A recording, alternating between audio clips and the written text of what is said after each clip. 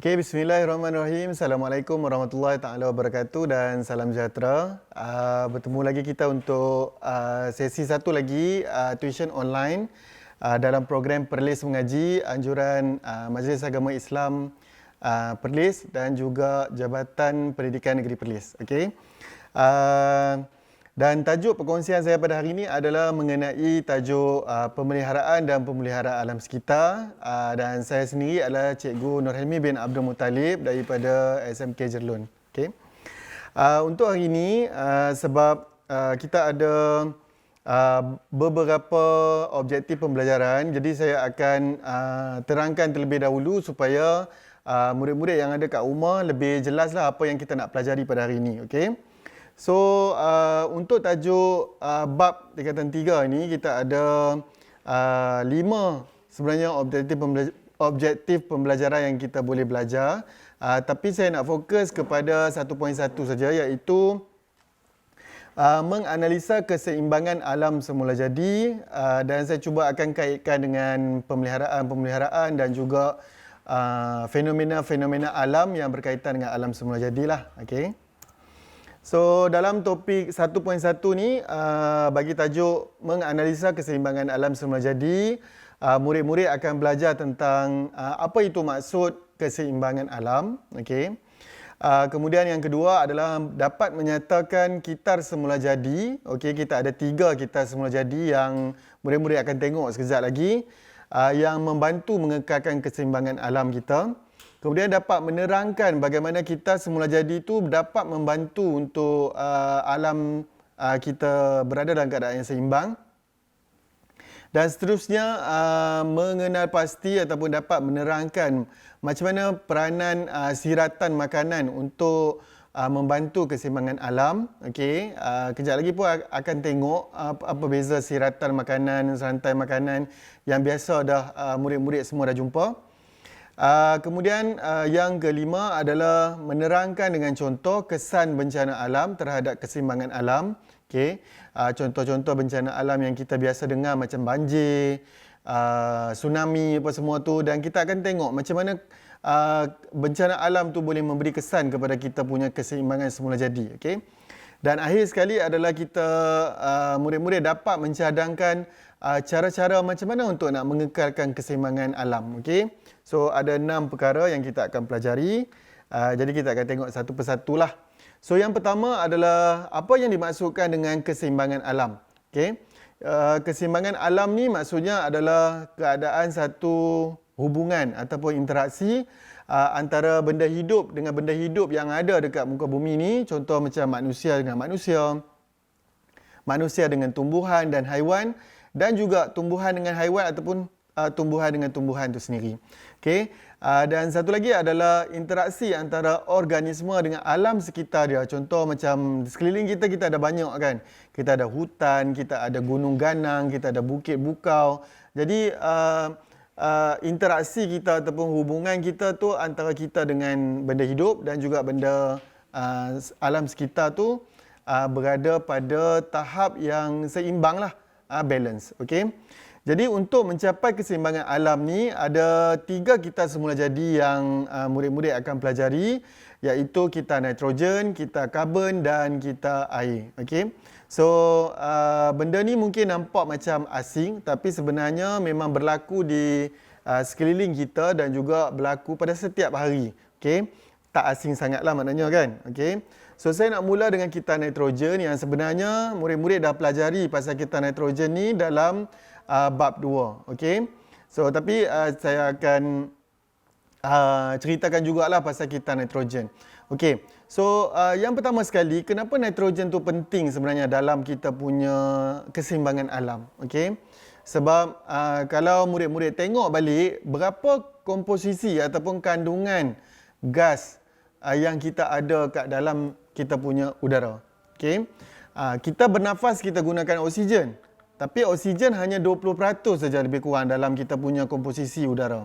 So, lepas tu kita ada gas-gas lain yang orang kata apa, yang tidak memberi kesan secara langsung lah.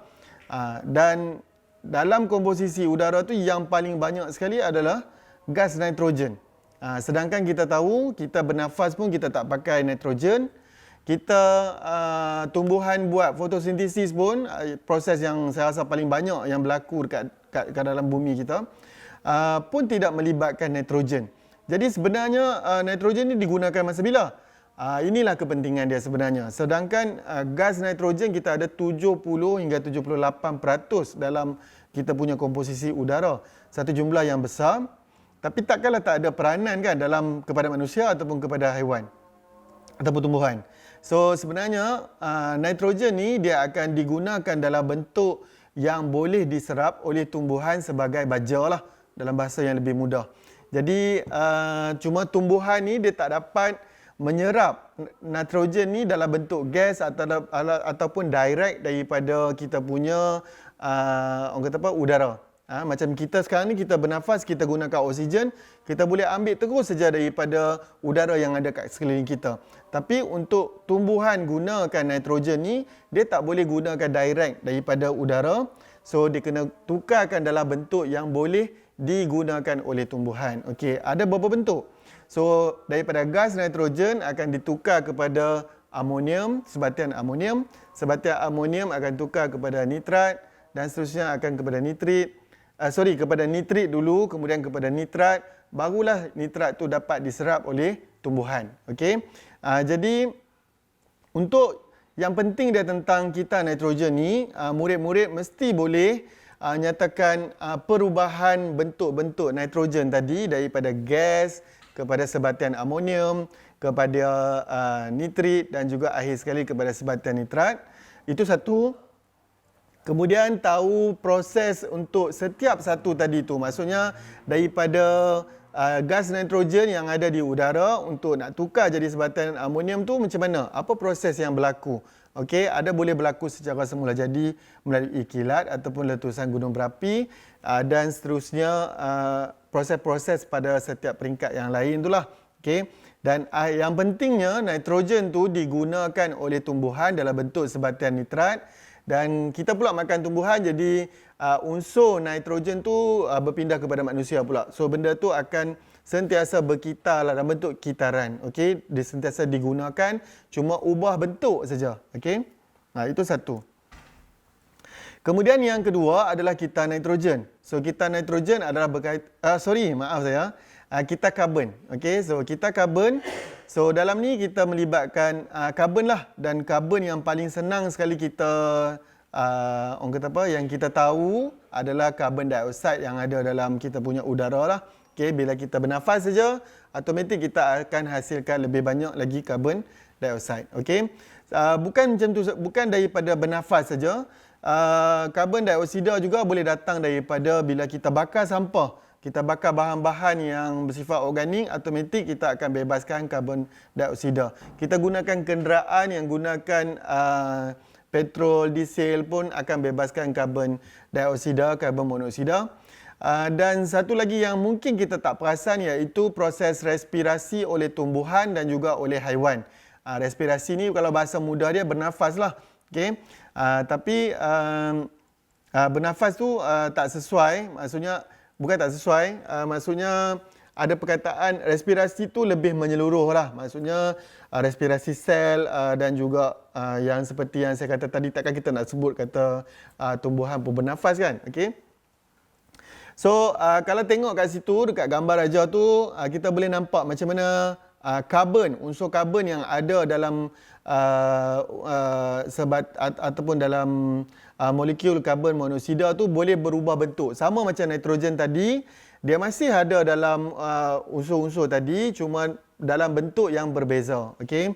So bila tumbuhan ataupun haiwan tu mati, maka sebab kita tahu kan kita ni kita punya bahan-bahan asas ataupun unsur kita daripada karbon.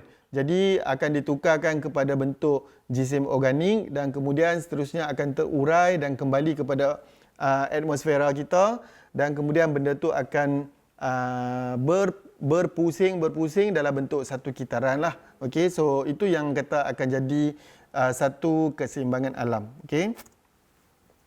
So dia punya penerangan lanjut dia, gas karbon dioksida ni dikekalkan sebanyak 0.03% dalam atmosfera kita, Dan antara tadi proses-proses yang terlibat untuk nak kembalikan karbon dioksida tu ke atmosfera adalah melalui respirasi.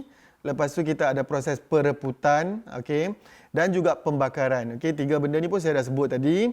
Dan proses apa yang nak mengurangkan kandungan karbon dioksida dalam tadi untuk nak tambah karbon dioksida. So nak kurangkan karbon dioksida ni dia ada fotosintesis, sebab kita tahu fotosintesis tumbuhan menghasilkan makanan dia akan gunakan gas karbon dioksida. So dia akan serap, so kuranglah sikit gas karbon dioksida yang ada di atmosfera.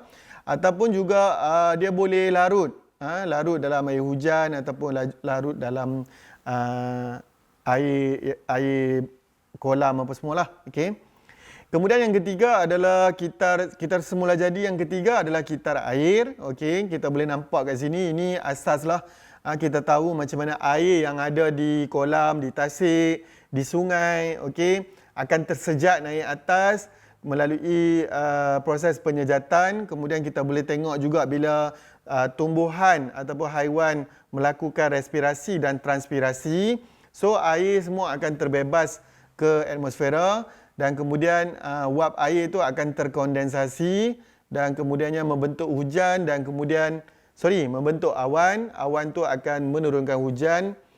So kemudian dia akan kembali ke sungai, tasik dan proses tu akan berlaku dalam bentuk kitaran yang kita namakan kitaran air lah, kitar air. Okey. Proses transpirasi kat sini merujuk kepada proses penyingkiran air oleh tumbuhan lah. Kalau bahasa mudah dia selalu saya gunakan untuk pelajar saya faham. Maksudnya tumbuhan berpeluh.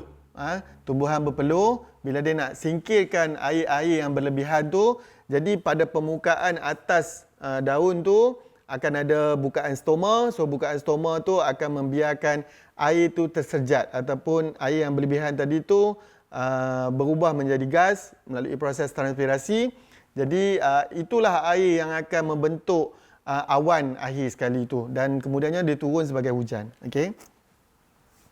So proses yang membebaskan air daripada darat ke atmosfera adalah transpirasi, itu yang saya ceritakan tadi, iaitu proses penyingkiran air berlebihan oleh tumbuhan. Kemudian yang kedua adalah penyejatan yang berlaku pada permukaan air, contoh dekat tasik, dekat sungai, dekat kolam, kan. Okey, terutamanya didorong oleh bila ada matahari lah, yang kita tahu bila ada matahari haba akan meningkat, so penyejatan tu akan berlaku lebih cepat. Okey. Dan kemudian proses kembalikan air itu ke daratan adalah melalui titisan hujan lah. Okey. Kemudian seterusnya, selain daripada kitar semula jadi tadi, 3 kitar semula jadi yang membantu untuk kita punya alam ni berlaku dalam keadaan yang seimbang, kita ada juga siratan makanan. Okey, siratan makanan. Sebelum kita tengok pasal siratan makanan, kita tahu dulu pasal rantai makanan. So rantai makanan ni maksudnya macam mana satu orang kata apa? Laluan pergerakan tumbuhan, siri pemakanan tumbuhan ataupun haiwan. Okey. Maksudnya contoh yang ada gambar dekat skrin sekarang ni, iaitu kita boleh tengok satu rantai makanan yang ada dekat padang rumput. Kita ada lalang yang dimakan oleh ulat, kemudian ulat tu dimakan oleh ayam dan ayam tu dimakan oleh ular. So dia jadi satu proses pemakanan. Okey, ular makan ayam, ayam makan ulat, ulat makan lalang. Okey. Dan kita tahu bahawa bila dia ada proses pemakanan tu, dia ada orang kata apa? Fasa-fasa ataupun tingkat-tingkat dia tu. So yang bawah sekali ataupun yang asas sekali tu adalah pengeluar, kita panggil. Iaitu kalau kat gambar yang kita tengok tadi tu adalah lalang lah. Okey, lalang. So pengeluar ni apa dia? Pengeluar ni adalah tumbuhan hijau yang boleh hasilkan makanan sendiri. So dia tak makan orang lain, dia boleh hidup dengan cara dia buat makanan dia sendiri. Okey. So biasanya yang ini tumbuhan lah. Okey, tumbuhan. Kemudian yang makan tumbuhan tu kita panggil dia pengguna prima. Okey, pengguna. Pengguna ni yang makan orang lain lah. Prima maksudnya dia yang pertama. So kat sini dia adalah haiwan yang makan tumbuhan. So kalau kita tengok kat sini yang gambar tadi tu, yang pertama sekali yang makan tumbuhan adalah ulat. So ulat lah jadi pengguna prima kat situ. Okey, biasanya dia adalah haiwan herbivore. Okey. Kemudian yang makan pengguna prima pula adalah kita panggil dia pengguna sekunder. So kalau kat sini ayam merupakan pengguna sekunder sebab dia makan ulat. Ulat tu pengguna prima kan? Okey. So ayam adalah pengguna sekunder. Okey, seterusnya yang ketiga, lapis keempat, kita ada pengeluar, pengguna prima, pengguna sekunder dan pengguna tertier. Yang atas sekali dalam kita punya hierarki proses pemakanan adalah haiwan yang makan pengguna sekunder. Jadi kat sini kita ada ular lah. So ular makan ayam, ayam merupakan pengguna sekunder. Ayam pula makan ulat, ulat merupakan pengguna prima dan ulat pula makan lalang, lalang merupakan pengeluar. Okey. Dan itu satu rantaian yang mana apabila membentuk banyak lagi rantaian, contoh tadi kalau kita selain daripada kita ada ular untuk makan ayam, mungkin kita ada musang. Musang makan ayam. Jadi musang tu pun dia membentuk satu lagi pula proses pemakanan yang baharu. Kan tadi kita ada ular, satu lagi kita ada yang dimakan oleh musang. Jadi apabila benda tu berselirat, bergabung, bercantum dalam dia punya satu fasa yang lebih kompleks, so kita panggil dia siratan makanan lah. Maksudnya siratan makanan ni adalah gabungan beberapa rantai makanan dan membentuk satu keseimbangan alam yang berkaitan dengan benda hidup lah. Okay. So kat sini kita bagi contoh siratan makanan bagi ekosistem yang ada dekat sawah padi. So kita ada pengeluar iaitu kita ada pokok padi. Pokok padi pula boleh dimakan oleh pengguna prima. Kita ada kat sini macam ulat, tupai, tikus, belalang. So yang itu semua adalah pengguna prima sebab dia makan pengeluar. Okay.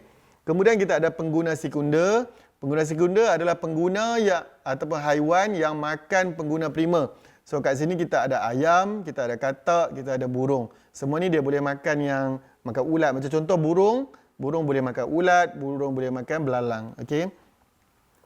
Dan akhir sekali kita ada organisme ataupun benda hidup haiwan yang berada pada hierarki paling tinggi sekali iaitu kita ada ular. Yang mana ular tu boleh makan semua benda tu. Ular boleh makan ayam, ular boleh makan katak, ular boleh makan burung. So ular tu kita panggil sebagai pengguna tertier. Okey.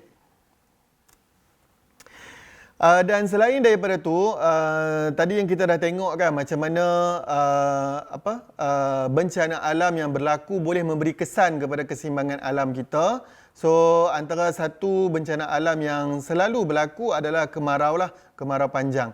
Macam kita Malaysia ni, kita beruntung sebab negara kita tak ada sangat nak berlaku kemarau yang panjang sampai macam ni kan. Kalau kita tengok negara-negara kat Afrika yang selalu panas, kita tengok yang makanan pun sampai tak ada, dia orang duduk dekat gurun-gurun, padang pasir. Jadi lebih senang nak berlaku kemarau lah. Okay. So kemarau tu maksudnya kawasan tu mengalami kekeringan kerana perubahan iklim dan juga kurang tumbuhan. Okay. Ini satu contoh gambar dia lah. Kemudian bencana alam yang lain yang juga kerap berlaku kat Malaysia iaitu banjir. Okey, banjir. Kat sini air hujan yang berlebihan. Sebab tu kalau kat Malaysia kita punya banjir ni dia ada musim dia kan, musim tengkujuh kan. Musim di mana ada air hujan, musim hujan lah yang banyak. Jadi disebabkan mungkin peparitan yang tak kemas, jadi menyebabkan air itu bertakung dan cepat berlaku kesan banjir tu. Selain daripada tu, kalau dekat negara-negara luar, banjir ni boleh juga berlaku sebab leburan salji dan juga ais. Okay? Serta kenaikan paras air laut. Baru-baru ni ada keluar dalam kita punya surat khabar dan TV beberapa buah negara yang akan tenggelam bila kita punya paras air laut kita dah semakin meningkat. Sebab itu juga satu contoh kenapa negara jiran kita, negara Indonesia, dia dah pindahkan ibu negara dia daripada Jakarta, dulu Jakarta. Sekarang dia nak pindahkan ke Kalimantan. ke Pulau Borneo sebab Jakarta tu dijangka akan tenggelam lebih kurang dalam 20 ke 30 tahun lagi. So dia buat persiapan awal, dia bawa ibu negara dia pergi ke Kalimantan lah, sebab Kalimantan tu kawasan dia masih luas yang boleh diterokar lah. Okay? Nah, itu kesan dia. Kemudian yang ketiga adalah bencana alam yang ribut taufan. Ribut taufan ni kalau kita kat Malaysia jaranglah kita dengar sebab bentuk muka bumi kita. Biasanya ribut taufan ni dia berlaku sebab ada perbezaan antara ketumpatan pada udara, okey, yang menyebabkan dia boleh boleh berputar tu, okey. Tapi macam kita, negara kita, kita ada bukit, jadi macam tak sempat dia nak jadi. Biasanya dia akan berlaku di tempat yang lapang, yang kosong, dia senang nak berlaku. Macam kita ni tak sempat dia nak berlaku tu, baru kecil dia dah berlanggar dengan dah dihalang oleh bukit bukau. Jadi tak sempat nak menjadi ribut taufan yang sampai boleh membahayakan kita punya keselamatan lah. Okey. Cuma orang kata apa, yang angin-angin ribut apa tu adalah kan, yang kat tempat kita yang sampai bumbung pun tercabut apa semua tu. Okey. Tapi tak seteruk yang berlaku di luar negara lah. Okey. Kemudian yang keempat adalah bencana alam, iaitu letusan gunung berapi. Ini pun sama, iaitu fenomena di mana magma ataupun orang kata apa, leburan yang panas tu kat bawah kerak bumi akan naik disebabkan oleh tekanan yang tinggi. Negara kita Malaysia, kita sangat beruntung sebab negara kita tak ada gunung berapi kan. Kalau kita belajar dalam geografi pun kita tengok negara kita tu berada di lingkaran. Kalau adik murid-murid semua tengok gunung-gunung berapi dan gempa bumi, memang betapa bersyukurnya kita berada dekat bumi Malaysia kan. Sebab semua tak kena kita. Semua ada kat sekeliling. Semua dekat Indonesia, semua habis kena, tapi dekat Malaysia tak kena. Okey. Jadi kita tak merasalah pengalaman orang kata apa, lari daripada gunung berapi ni. Okey. Kalau Indonesia memang selalu berlaku lah. Okey. Kemudian yang kelima adalah gempa bumi. Gempa bumi iaitu dapat memusnahkan tanaman dan habitat semula jadi hidupan. Selain itu dapat juga dapat memberi kerosakan harta benda, bangunan dan juga kehilangan nyawa. Kalau yang ini di Malaysia pun kita dah ada. Kalau macam zaman saya kecil-kecil dulu, saya tak pernah dengar pun ada gempa bumi. Tapi sekarang ni macam kita di Malaysia pun kita dah mula menerima impak ataupun kesan-kesan daripada gempa bumi. Berlaku kat Sabah, kalau berlaku kat Indonesia pun kita akan boleh rasa kat sini lah. Okay. So ini contoh gambar kalau tengok kat sini macam mana orang kata apa, jalan raya boleh rosak. Okay, jalan raya boleh rosak, teruk disebabkan oleh gempa bumi. Okay. Dan akhir sekali adalah bencana alam, iaitu kebakaran hutan yang mana berlaku mungkin disebabkan oleh tindakan kilat ataupun cuaca yang terlalu panas, dan mungkin satu lagi disebabkan oleh kelalaian manusia lah. Okay, kelalaian manusia. Kesan dia boleh memusnahkan hidupan liar dan juga tumbuhan semula jadi. Sebagai contoh, yang awal tahun ni kita ada berlaku bencana kebakaran hutan yang keterlaluan lah di Australia, yang kita boleh tengok sampai binatang-binatang dia pun banyak mati, terperangkap, terbakar semua dekat pagar-pagar hutan tu kan. Jadi macam kalau disebabkan oleh kelalaian manusia, maka kita kena ambil tindakan lah. Tapi kalau mungkin sebab kerana panas, jadi boleh mencetuskan haba yang cukup untuk menghasilkan api.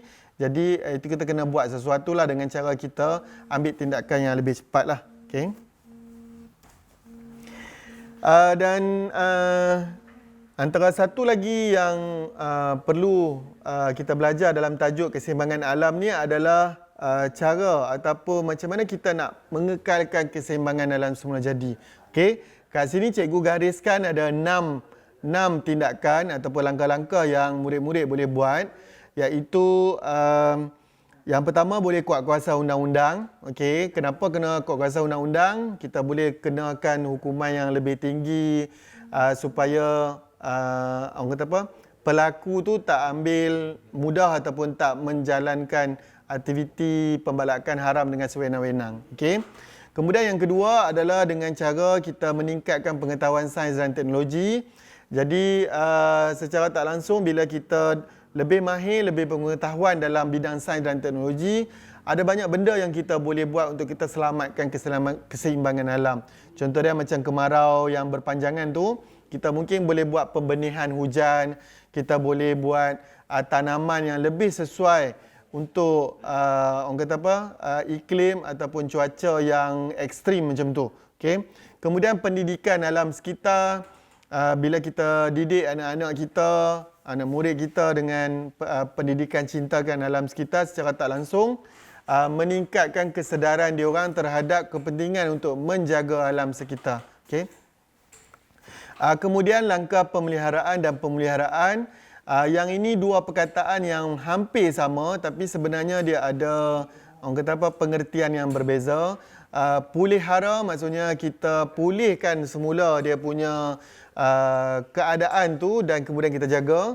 Dan pelihara ni kita jaga yang sedia ada lah.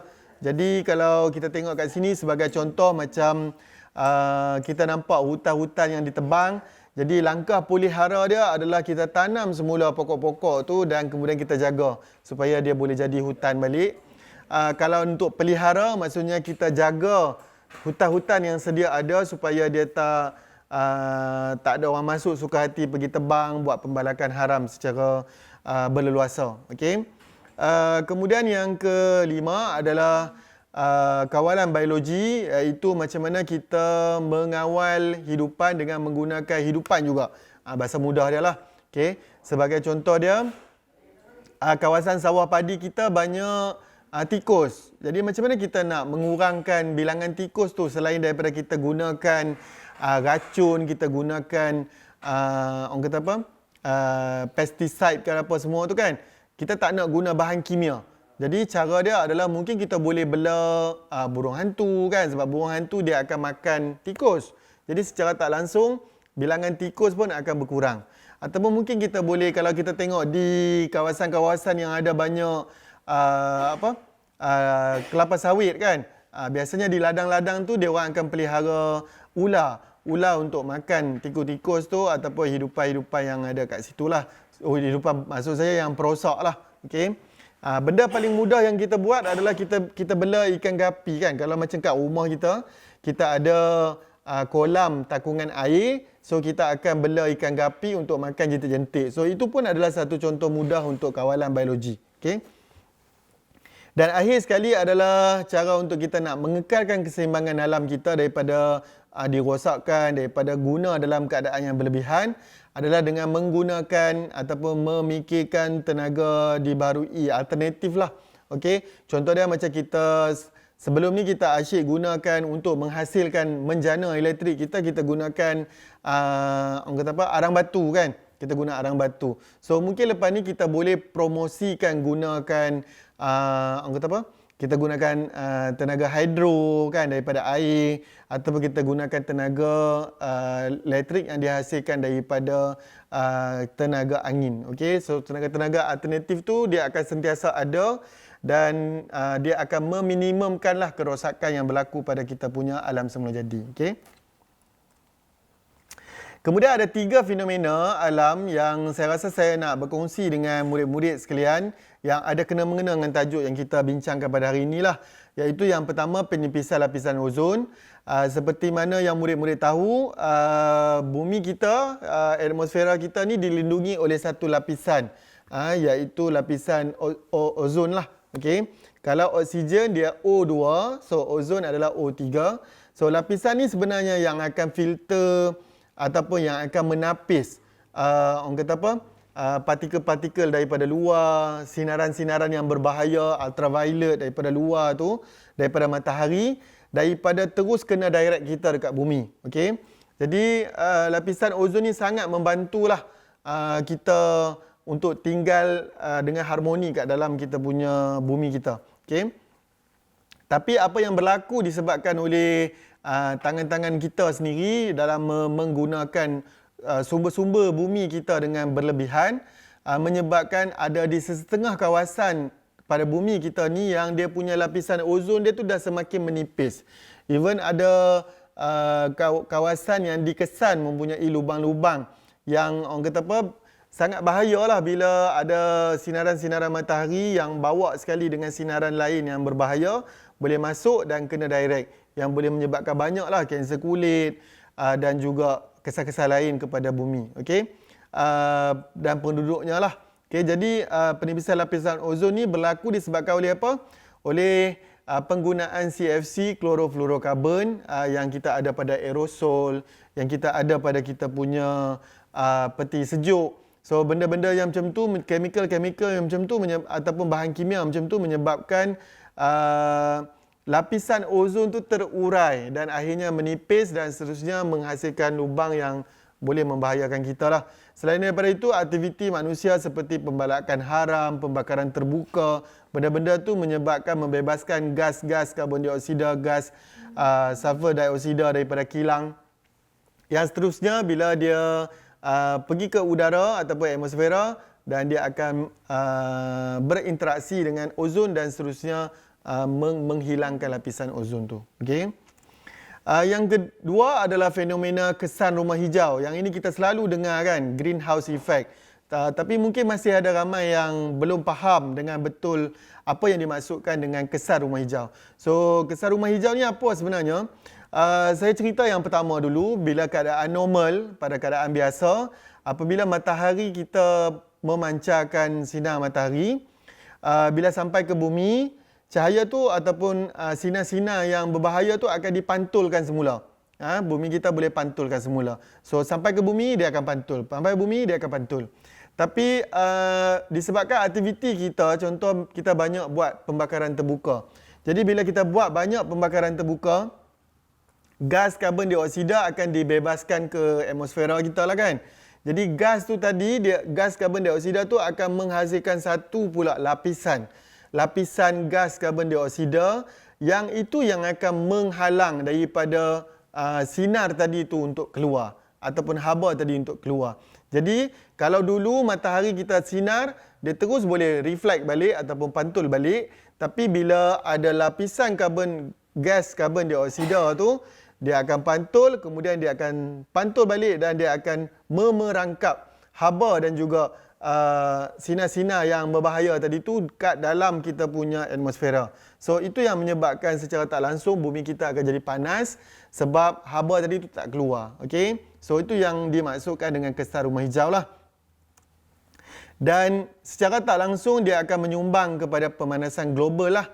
Yang macam tadi saya kata, bila haba tu tak dapat dipantulkan keluar, diperangkap oleh lapisan gas karbon dioksida, maka bumi kita akan panas secara total. Maksudnya di seluruh bahagian, walaupun benda tu berlaku kat tempat lain, kat Malaysia tak ada masalah, tapi secara tak langsung yang berlaku dekat negara luar tu pun kita pun akan rasa. Macam tadilah saya dah kata, peningkatan aras laut, bukannya negara yang selalu bakar saja. Negara yang tak bakar pun automatik dia akan tenggelam. Ada beberapa negara, macam contoh kalau kita Malaysia sendiri pun, di sebelah pantai barat tu, bandar-bandar utama kita akan tenggelam dalam laut satu hari nanti. Okay?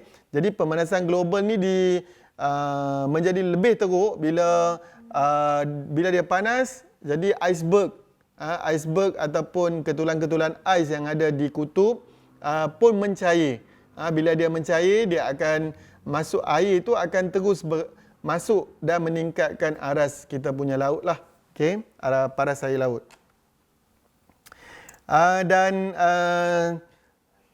Saya nak kongsikan satu video yang saya rasa menarik untuk murid-murid tengok dan hayati, kena-mengena dengan kita punya perkongsian tentang keseimbangan alam semula jadi pada hari ini. Okay? So, saya kongsikan. Tajuk dia Global Warming Menu.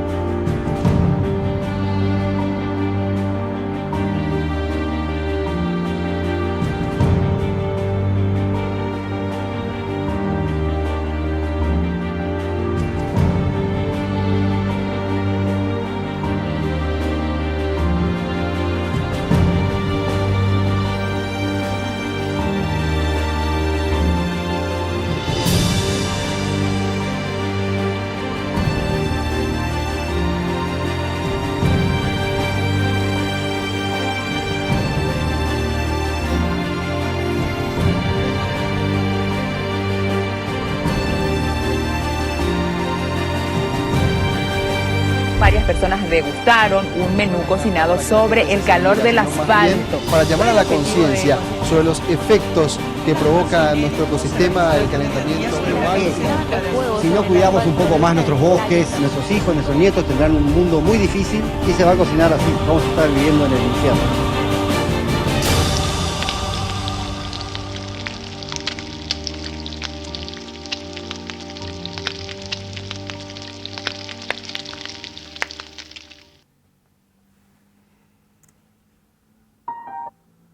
Okey, so dengan berakhirnya video tadi tu, maka selesailah perkongsian saya mengenai tajuk keseimbangan alam. Saya harap murid-murid kat rumah dapatlah orang kata apa, semak semula pembelajaran pada hari ini, iaitu kita mulakan dengan yang pertama sekali tadi adalah dapat tak murid-murid kat rumah dapat menyatakan apa yang dimaksudkan dengan keseimbangan alam. Okey. Yang kedua adalah dapat tak ceritakan pasal 3 kitar semula jadi yang saya dah ceritakan tadi, iaitu kitar nitrogen, kitar karbon dan juga kitar air. Okey, macam mana dia berfungsi, apa proses yang terlibat dan macam mana proses dia kembali semula ke daratan dan ke atmosfera. Okey. Yang kedua, yang ketiga adalah macam mana bencana alam yang 6 yang saya dah tunjukkan tadi, iaitu kemarau, banjir, gempa bumi, ribut taufan dan juga letusan gunung berapi. Macam mana bencana alam ni boleh memberi kesan kepada keseimbangan alam kita. Dan kemudian ada 6 cara-cara ataupun langkah untuk kita mengekalkan keseimbangan alam semula jadi. Macam contoh dia saya bagi tadi, menguatkuasakan undang-undang, kita buat langkah pelihara dan pulihara. Kemudian kita boleh buat pendidikan alam sekitar. So, namakan 3 lagi yang saya tak sebut tadi. Dan akhir sekali adalah 3 fenomena yang berkait rapat dengan keseimbangan alam semula jadi, iaitu penipisan lapisan ozon, pemanasan global dan juga kesan rumah hijau yang saya dah tunjukkan siap dengan video tadi. Okey. So, sampai kita jumpa lagi pada slot yang seterusnya kalau ada rezeki. Dan untuk itu sama-sama kita menjaga alam sekitar kita, jaga juga diri kita bersempena dengan COVID-19, stay safe at home dan juga thank you frontliners. Okay, terima kasih Perlis Mengaji, terima kasih JPM Perlis.